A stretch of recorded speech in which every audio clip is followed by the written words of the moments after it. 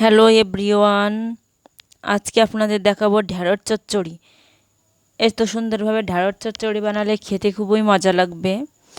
প্রথমে আমি ঢ্যাঁড়সগুলো সুন্দর করে ধুয়ে নিয়েছি। প্রত্যেকটা ঢ্যাঁড়স মাঝখান থেকে কেটে নিয়েছি।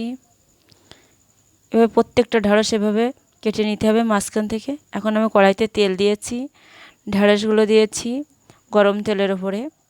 অল্প একটু লবণ দেব, অল্প একটু হলুদ দেব, দিয়ে এভাবে নেড়ে চেড়ে নেব। এভাবে তলা ওপর করে নেড়ে চেড়ে নিতে হবে 2-3 মিনিটের মতো নেড়ে চেড়ে নেব।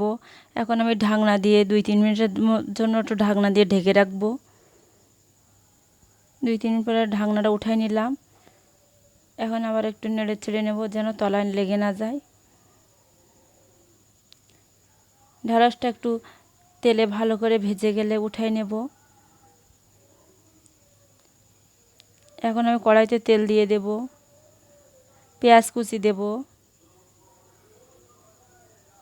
পেঁয়াজ রসুন আদা বাটা দেব, জিরে মরিচ দেব তেলে,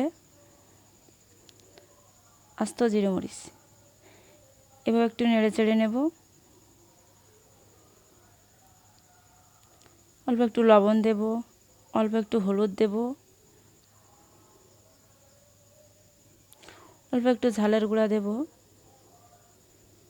ধনিয়ার গুঁড়া দেব,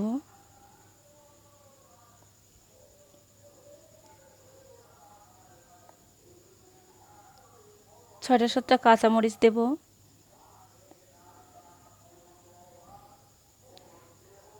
দিয়ে এভাবে একটু নেড়ে চেড়ে নেব। ভেজে রাখা ঢ্যাঁড়সগুলো এখন কড়াইতে দেব।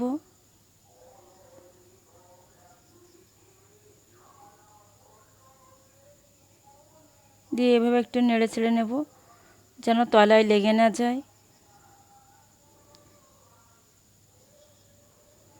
এখন আমি অল্প একটু ঝোল দেব।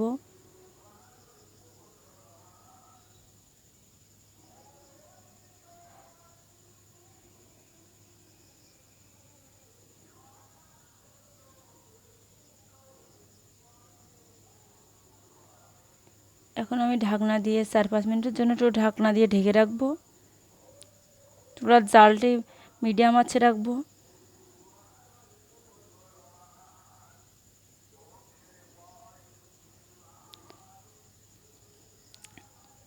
অফ করে ক্যামেরা আমি ঢাকনাটা উঠাই নিয়েছি।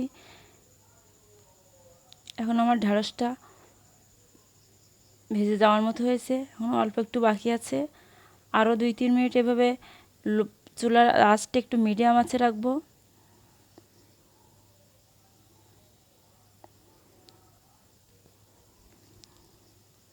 এখন আমার ঢ্যাঁড়স ভাজাটা প্রায় হয়ে যাওয়ার মতো হয়েছে।